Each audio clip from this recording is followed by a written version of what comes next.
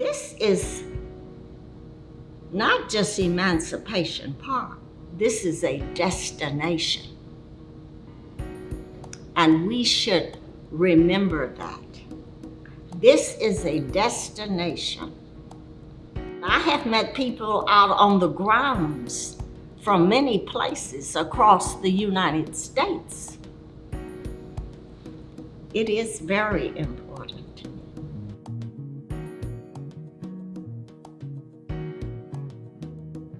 Oh, I can tell you so many wonderful things about the Emancipation Park. I am an octogenarian. So in the 1930s, I would pass by Emancipation Park because my mother taught at Blackshear School that is in close proximity. Then in the 1940s, I took swimming lessons at the Emancipation Park. Then in the 1950s, early 50s, I attended Jack Yates High School, which is about a block away from the Emancipation Park. We did not have any ground space to practice our routines. Now, what do I mean by routines? These are maneuvers that Jack Yates' band would do under Will Henry Bennett at Robeson Stadium during halftime. We would have to do many maneuvers that Mr. Bennett, who was over the band, wanted us to execute. No space at Yates, so where did we end up? Right here on the grounds of Emancipation Park. Every afternoon, Monday through Friday, I would march the band to this location. We would go through everything that we were going to do at Robeson Stadium during halftime. Mr. Bennett was in charge of the halftime activities, and he expected me to do what he said with the entire band, and I tried my best. After practice, then we would go back to the school, get all of our belongings, and then go home. But Emancipation Park provided a space for us to practice. Then, in the 1950s, you could not go to the fine hotels or anywhere else to have your junior, senior prom.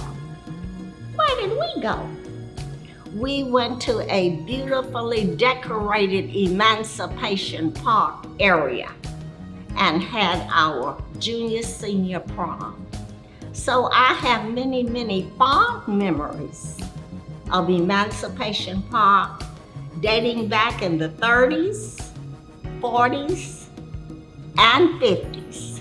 And I guess you say now, I have come full circle.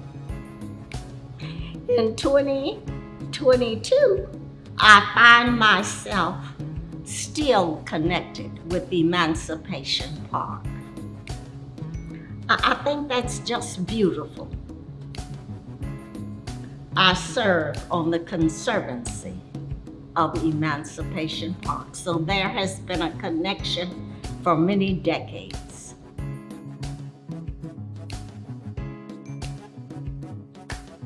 You have people here that are so willing to give of their service, that are so willing to find out, what do you need? What do you need? Maybe we can encompass that and satisfy you in so many ways. So I find that people are very generous in trying to give the community what they need. And it is so situated right here on Emancipation. It's not hard to find. You can come. You can call and see at any time do you have this service? Do you have that service? And if they don't have it, they might think about instituting it for you or telling you where you can go. It is a staple in the community.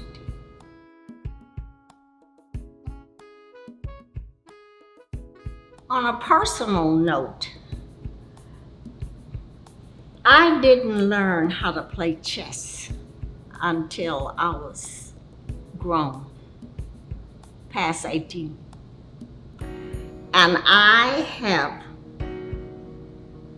tried to make sure that the classes at Emancipation Park today include chess, because that makes a young student think. In addition to all of the other things that they provide in terms of music and literature and everything, that is the game that I have tried to make sure that takes place at Emancipation Park for young people.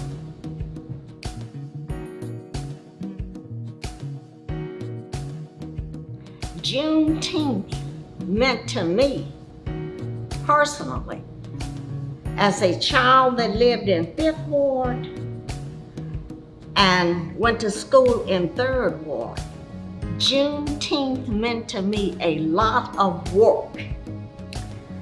My daddy was an independent businessman, and he sold watermelons. He had a restaurant or drive-in, and they sold a lot of soda water.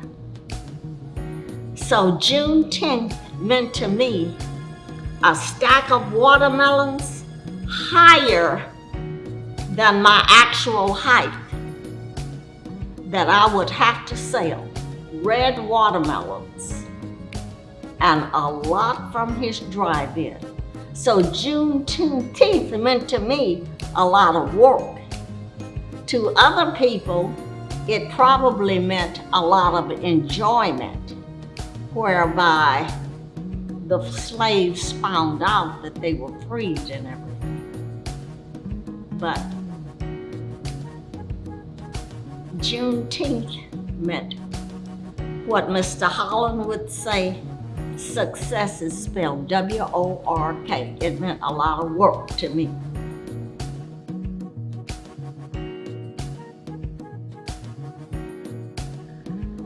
I want you to know it hasn't been easy. The enjoyment here today has been the result of a lot of work that forefathers, even people before my time, like Reverend Jack Yates and like my great-grandfather, Dr. Franklin Roby, who was the gentleman right down the street at Trinity Church.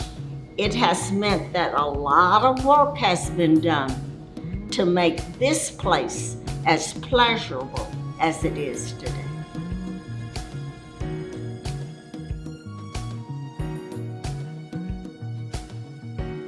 There were lessons here for children in the community to learn to swim, to learn many other things, activities. It was also a place where you could come and have a good time, like a junior, senior prom. It was also a place where people in the community could use for different things that they really, really needed. I told you, we didn't have the ground space at Yates. Where do you go?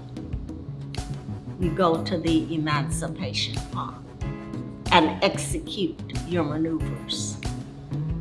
So this place has just been remarkable through the years in so many ways for the people in the community.